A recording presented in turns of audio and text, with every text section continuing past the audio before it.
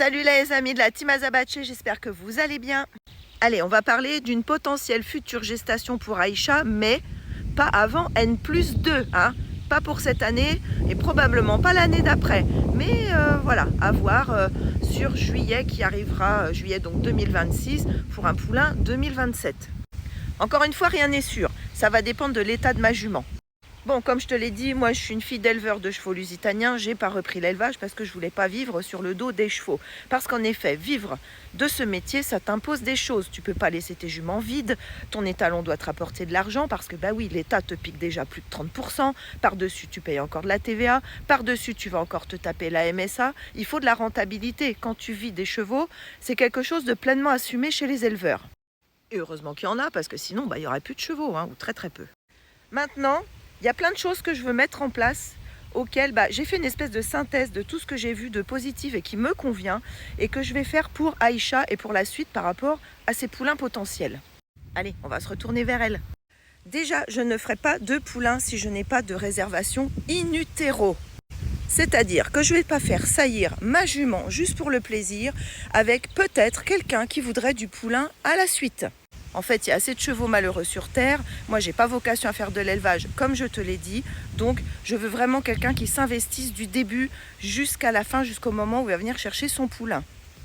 Comme tu me connais, tu sais qu'il y aura un contrat notaire. De toute façon, tout est signé par acte notarié et promesse bilatérale. Bon, tu me vois venir, déjà ça a un coût. Le futur papa potentiel, il est là-bas, il s'appelle Kiorli. Comme tu le sais, c'est un pur race minorquin. Ce conte existe depuis pratiquement 3 ans et demi, voire plus. Donc tu connais tout à fait son passif, son avenir, tout ce qui nous est arrivé avec Kiorli depuis le début. Il est une chose incompressible dans la vie et irremplaçable, c'est le temps dont on bénéficie. T'imagines bien que quelqu'un qui a des élevages à droite à gauche, des juments en stage dans des endroits, des autres en location, des autres chevaux, forcément ne passera pas un temps exclusif avec ta jument ni ton poulain de tes rêves. Moi, c'est bien simple, je suis particulier, comme je te l'ai dit. J'ai des bases professionnelles, mais maintenant, je suis ici pour faire des jolis poulains à ma jument lorsqu'elle sera en possibilité de les avoir. Donc, j'ai ce temps-là, puisque je travaille à côté. Je ne vis pas de mon élevage, ni de la production de mes chevaux. Bien au contraire. Ça me permet, par exemple, tu vois, cette année, de ne pas mettre ma jument à la repro, puisque j'estime qu'elle n'a pas un corps suffisant pour le faire. Ouais, je trouve qu'elle n'est pas suffisamment en forme. Voilà. Alors imagine un éleveur, il ne peut pas faire ça. Il ne peut pas te dire « Oh là là, je la laisse au repos, elle est fatiguée ». Ben non, parce qu'il perd de l'argent. Et l'éleveur, je rappelle, taxes, MSA, tout le tralala. S'il n'y a pas de facture vétérinaire en plus qui viennent s'ajouter par-dessus. Donc il n'a pas le choix, l'éleveur, en fait. Moi, ce luxe, je l'ai. Encore une fois, je ne vais pas faire de la concurrence aux éleveurs, je n'ai qu'une poulinière. Je ne ferai qu'un poulain de temps en temps. Mais vu que c'est réservé in utero, ça te permettra de suivre du début jusqu'à la fin du démoulage tout ce qu'on fait avec la jument. Parce que oui, c'est comme quand on fait des gâteaux, tu vois. T'as qu'à prendre un moule complètement défoncé, t'as beau mettre la meilleure pâte à gâteau à l'intérieur. Quand tu démouleras ton truc, ça sera château branlant, hein. Pour moi, c'est important qu'on suive la nutrition de la jument, son mental, voir comment elle va. Et pour ça, je laisse l'accès à des caméras de surveillance dans les box. Je peux même te laisser un accès aux caméras de surveillance dans les prés. Quand ça fonctionne, parce que en général, ça marche plutôt bien. Bon, il y en a certaines pour des questions de sécurité que je garde pour moi, puisqu'elles sont avec une entreprise de vidéosurveillance. Voilà. Mais il y en a d'autres que j'ai rajoutées, et ça, tu pourras suivre. Ici, tout le monde a des vitamines, tout le monde a des minéraux, tout le monde a des compléments, tout le monde a des mâches 2 fois par jour, tout le monde a du foin à volonté, tout le monde a un accès au pré tous les jours. Qu'il pleuve, qu'il neige ou qu'il vente. Il y a vraiment qu'en cas de tempête où je suis obligée d'enfermer tout le monde. Tout le monde est vacciné, tout le monde est vermifugé, bref, il y a un suivi aux petits oignons. Sachant qu'en plus, la bouffe, elle est choisie par rapport aux chevaux. Donc je te montrerai ce que je donne à manger à ma jument, tu m'en diras des nouvelles. Tout ça, c'est important. Si tu veux un beau poulain, bien costaud, avec des bons nonos et un bon système immunitaire, c'est déjà dedans que ça se prépare. Tu pourras venir visiter Aïcha, même si elle n'a pas encore pouliné, il n'y a pas de problème. Juste, tu te décontamineras les mains et tu nettoieras tes chaussures avec de la javel dans un pédiluve, parce que oui, il y a des maladies transmissibles. Ici, on essaie de limiter les risques dans la mesure du possible. Bien entendu, si tu n'habites pas trop loin, je te propose aussi de venir assister au poulinage. Alors attention, tu peux passer une semaine à 15 jours en toile de tente, très roots, avec des toilettes sèches. Et comme c'est pas moi qui fais la météo, c'est à toi de savoir. Mais bon, moi je suis dans des toiles de tente à chaque fois que mes juments sont prêtes à pouliner. Tu pourras également assister aux visites vétérinaires puisque tu pourras venir, il n'y a pas de souci. Moi, je fais faire avec les propriétaires le certificat de filiation, les petits vaccins, la prise de sang, la pose de la puce, le vermifuge, enfin tout ce que tu veux dès l'instant où tu es dans les parages. Ça ne me pose aucun problème.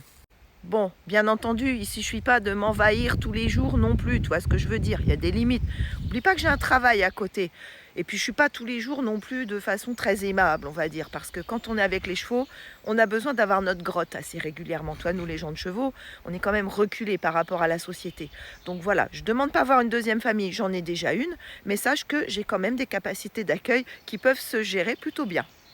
Regarde-moi ça, ce petit machin. Tu auras bien sûr accès à l'étalon, mais encore une fois, hein, juste pour le voir, parce que l'étalon, il est très fusionnel avec moi. Il ne supporte pas vraiment qu'il y ait d'autres personnes qui s'occupent de lui. Ce que je garantis aussi, c'est un sevrage naturel, c'est-à-dire que la pouliche ou le poulain, alors si c'est un mâle, en effet, c'est un peu plus complexe, hein, parce qu'il faut vraiment qu'à partir de 9-10 mois, il soit sevré parce que c'est un mâle. Mais si c'est une pouliche, bah écoute, voilà, elle peut rester jusqu'à la fin, étant donné que la maman, je ne vais pas la remettre à la reproduction immédiatement après un poulinage. Ça veut dire qu'on prend le temps. Et cette maman, elle est super, elle éduque très bien ses poulains, parce que comme tu vois, elle est plutôt indépendante, mais en même temps, il y a le bar à lait quand même, parce qu'il ne faut pas exagérer. On a toute une équipe médicale autour de nous, c'est-à-dire que voilà, moi je peux te faire passer des radios de partout, de façon à ce que quand tu prendras ton petit poulain, eh bien tu sauras qu'il est en très bon état. Regarde-moi ce placé gratouille. Je ne sais pas si ça va être autorisé ça pour les concours de dressage. Après la cordelette, le placé gratouille. Enfin, tu as un suivi sur notre compte puisque ça fait des années que nous sommes sur TikTok, nous sommes sur d'autres réseaux, nous sommes sur YouTube, nous sommes également sur Facebook. Donc tu sais exactement ce que je propose. Ouais, parce que je fais beaucoup de live, hein, donc tu me vois en live, tu peux rien couper, il n'y a pas de montage vidéo. Voilà, le live, c'est le live. Bien entendu, il y aura des critères, hein, parce que moi, je n'ai pas envie que mes chevaux deviennent des chevaux de sport. J'ai pas envie qu'ils partent en vent à longueur de vie pour faire des concours, qu'ils aillent se faire briller. Non, le but, il est vraiment pas là. Le but, c'est d'avoir des petits chevaux de loisirs vraiment bien équilibrés, qui puissent t'emmener en balade, qui puissent t'emmener au bord de mer, que tu puisses monter dans le camion et partir un peu partout, mais pour ton plaisir et leur plaisir.